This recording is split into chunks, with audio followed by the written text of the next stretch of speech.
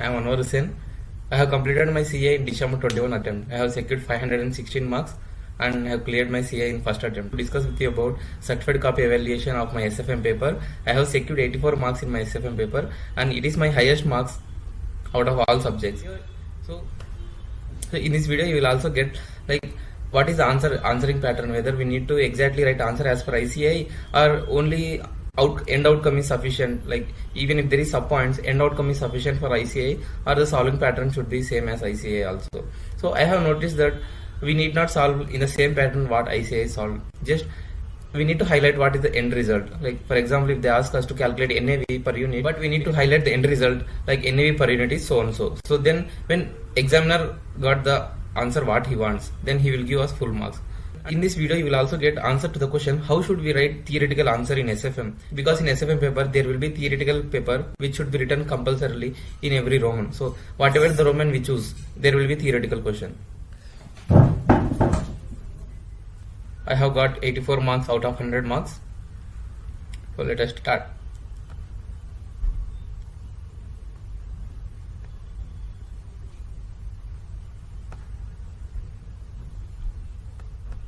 Please note that we need not follow the order like 1, 2, 3. We can follow the order which we are convenient. In fact, we should answer the question which we are more convenient, because it helps to relieve our stress by answering the questions which we are more convenient, and so that after answering the questions which we know, then we can concentrate on the questions which are little bit tricky or new questions.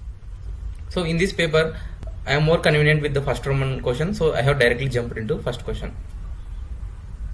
So first let us first analyze first question. Let us go to question paper. So this is the question paper and the question is from mergers and acquisitions. So question asks us to calculate first impact of merger. So we need to calculate impact of merger. So what? First I have done working. So these are all workings. These are all working notes. We need not write whether this is working note or this is the question, sub part of question. We need not write like that. So we can go with our flow. So if working note is matching with our solution paper, examiner will give us marks.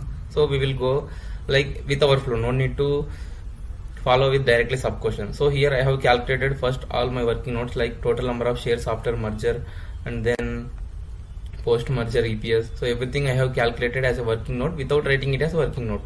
And then I have jumped into first sub part.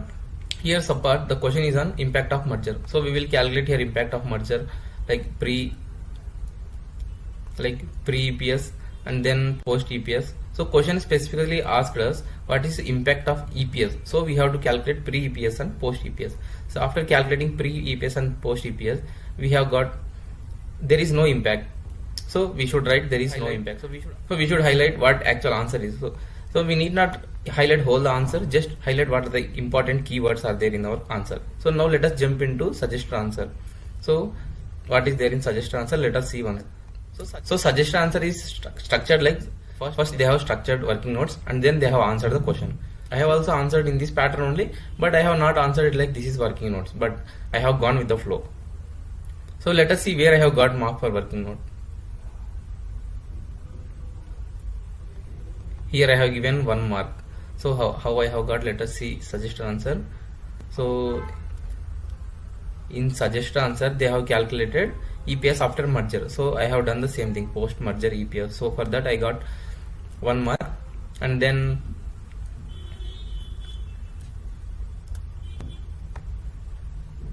for sub part I got 2 marks. Let us see how they have answered sub part. So same way they have also answered. First they have written companies and then pre-merger EPS and post-merger EPS. So they have mentioned directly in table only. So they have not separately written there is no impact. No problem, we can show answer in which we are convenient to us. Then let us jump into second subpart. So the question is on the management of measures BRP Limited has quoted share exchange ratio of 1:1 for merger. Assuming PE ratio will remain unchanged after merger, what will be gain from merger? So in second subpart we need to calculate gain from merger. So to calculate gain from merger, we will calculate market price per share, pre-market price and post-market price. So for that we need to calculate first post-merger EPS, and then after calculating post-merger EPS we will calculate post-merger market price. So this is our post-merger market price. So to just calculate gain, we need to do post-merger MPS minus pre-merger MPS. So this is what I have done. So my gain is 68.5625 per share. So let us see suggested answer. So in suggested answer it is 68.56. So no problem. I have taken 4 decimals, but ICA has taken 2 decimals. Since I have written extra decimals, it is no problem. So I have got full marks, 2 marks. Here 1 mark.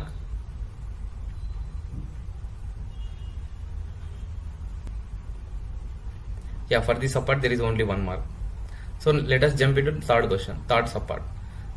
So third subpart question, find out gain or loss to the shareholders of measure KPMPS if exchange ratio is 1:1. In subpart the question is to calculate gain to BRB Limited. In subpart 3 question is to calculate gain or loss to KPMS Limited.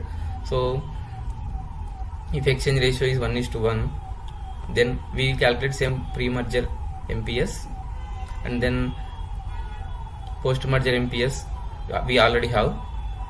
So based on that, if we calculate, it is loss to KPMS. So if exchange ratio is 1:1 as given in the question, we already have post-merger MPS, and now we have pre-merger MPS already given in the question. So if we calculate, we are getting loss per share. So this is the answer to subpart. Let us check suggested answer. Yeah, 21.44. In my suggested answer it is 21.4375. So in this case we need to consider carefully. In suggested answer the answer is rounded off. ICA has rounded off the answer, but I have not rounded off in my answer sheet. So in this case you need to see whether you need to round it off or not, because this is also very important criteria to give ICA, to give marks by examiner. So in question we need to cross check whether any round off has been given or not. Generally at the end of the question, rounded off up to 2 decimals or round off up to 4 decimals will be given in question. Since in this question nothing has been given, we can round off as per our desire. But when rounding off also, just make one constant policy. Like for example, if you are rounding off to 4 decimals, you for every answer you just round it up to 4 decimals, so that it will be convenient for examiner to allot marks easily. So in this case you see wherever I answer, I have constantly followed one policy, like round up to 4 decimals. In here also round up to 4 decimals, 4 decimals. So for this I got 2 full marks. And then let us jump into part 4. Determine the maximum exchange ratio acceptable to shareholders of KPMS Limited. So again this answer should be answered keeping in point of view of KPMS Limited. So to do that, first we can write formula at the start of the question. Like you can see how I answered this subpart. Like first I have written formula at the beginning of the answer itself. Like maximum exchange ratio acceptable is equal to total earnings into PE, which is equal to market value minus pre-market value of KPMS. So it is like post-market value minus pre-market value. So after formula we will do post-market value, post-combined market value of whole entity minus pre-market value of KPMS Limited. So then if we subtract combined entity minus pre-entity, we will get value for BRB Limited. So value for BRB Limited is 14 crores.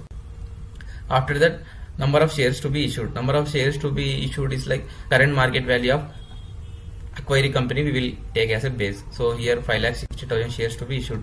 So exchange ratio 5,60,000 divided by 8 lakhs. So 8 lakhs is already held shares by KPMS, and 5,60,000 is new shares to be issued. So then exchange ratio should be 0.7. So maximum exchange ratio acceptable by BR Limited is 0.7. For this I got 2 marks.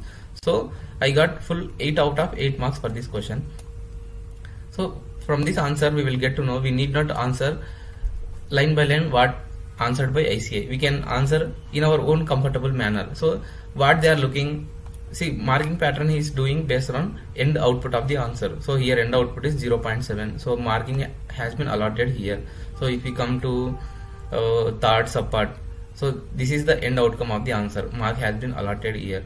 So in this way we can answer. Let us jump into second question. 1B. So this is question from mutual fund, which is very easy question and also expected question. Okay. But ICA has done a small correction in this answer. For AJ mutual fund they have given percentage. For RP mutual fund they have given direct amount.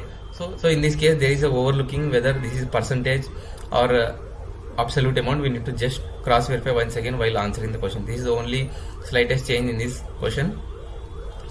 So let us jump into what are the required questions. you are required to calculate expected NAV for both the schemes. So here we need to calculate expected NAV. Let us see how I answer the question. So question number 1B, I have written given, and then this question is based on Sharpe and Treasure ratio formulas. So first I have written Sharpe ratio formula and then Treasure ratio formula.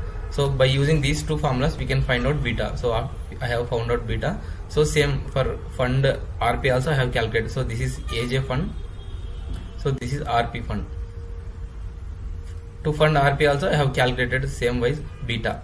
So after calculating beta I have segregated present NAV. So in the question it is given 95% equity and remaining cash balance. So first of all I have segregated current NAV. So 95% equity and then 4% cash.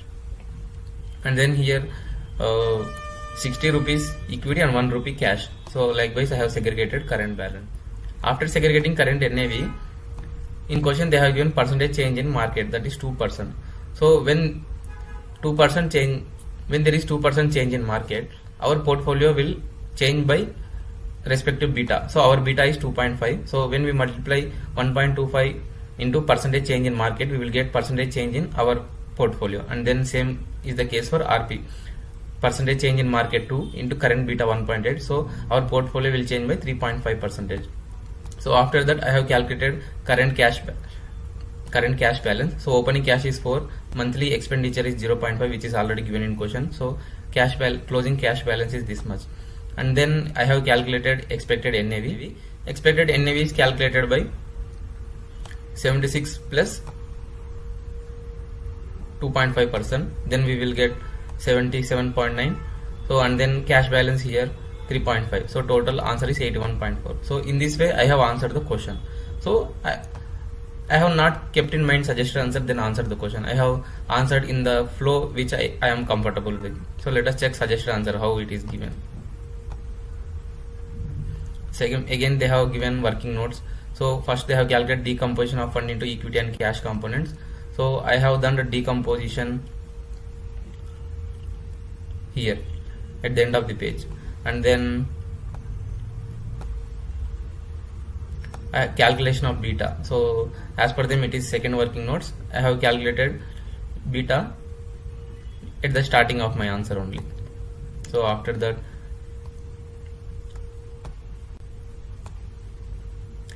so percentage change in our portfolio they have calculated. So same I have done after decomposition. And then I have calculated revised cash balance. Then in suggested answer we have calculated revised cash balance. So again NAV after 1 month. So NAV after 1 month. I have done on my own comfortable way. I have not kept in mind what would be suggested answer, just went with the flow. So everything is correct. So I have been allotted 8 marks for this question. So then we will move to 1C. So 1C would be theory question. So this question is from startups. What is the mode of financing is called in startups when a person attempt to found and build a company from personal finances or from operating revenues of new company. Explain briefly the methods of this mode. So methods of financing for startups is the question. So generally in SFM how should we write theoretical question is the question to few people. So we need not write as it is from book, especially from SFM point of view. We can highlight few keywords which are in the we can write only few highlighted words which keywords from the answer, then we write on our own. Remembering few keywords and writing on our own will give us full marks. So I have answered the answer in the same way. So first of all I have remembered only highlighted words like trade, credit. So it's highlighted words in the sense side heading. So then factoring and then leasing. So these 3 side headings I have remembered, and then few keywords from the answer. The keywords may be whether meet with the owner of the business. In this answer I remembered keyword is have meeting with the owner of the business. So let us see suggested answer. So this is the suggested answer, and this whole suggested answer, the only point here which I remembered keyword is here. So based on this key point I have written the whole answer. And then in second side heading I have remembered like it reduces the cost of maintaining trade receivables. Let us see what is written in suggested answer. So here it has been written that this is a financing method where account receivable of business organization is sold to commercial finance company to raise capital. So here they have written about factoring. So same I have done. I have written about factoring. Factoring, like trade receivables can be sold to factors, and then few own words I have written, and then let us come to third side heading, leasing. So in leasing I have written one key point as saving tax component. So same thing is there in suggested answer, like claim tax exemption. So based on that keyword I have written whole answer on my own. So for this question I have got 4 out of 4. So with this we can understand that remembering side heading and few keywords is very crucial, and we need not by heart entire answer, especially theory from SFM. So I have presented the remaining answers in the same way. So I think with this you got better understanding how to present the answer and get the full marks in exam. Let us discuss one more theory question also. For that question I have got only 2 marks. So let us see what are the mistakes I have committed in that answer, why I got only half marks. Let us analyze and let us close this video. The question is characteristics of venture capital financing. Let us see how let us see how I have presented the answer. For this question I have remembered side headings and I have written the matter inside side headings on my own. But unfortunately the matter which I have written is not matching with suggested answer. Marks have been allotted only for side headings. So you can see side headings are correct. Long-term horizon, lack of liquidity, high risky, and equity participation. Let us check suggested answer.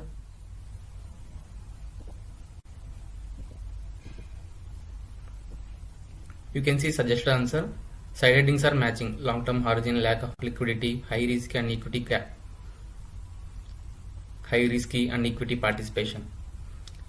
But since matter is not matching with, I have got only marks for side heading, which is 0.5 marks for side heading and 0.5 marks for explanation. Since only side headings are matching, I got 0.5 into 4, which is 2 marks. And in one of the theory question I got confused another answer to that question. So for that I got complete 0 marks. I will show that question also. It is describe briefly on which principles technical analysis is based.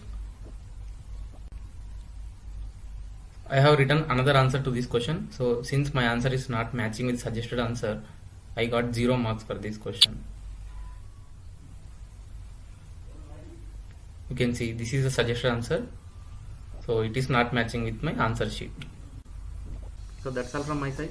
I think you got better understanding how to present the answer. I hope this video is very much useful to you, and all the best for your exams. Thank you so much. Let us meet in next video.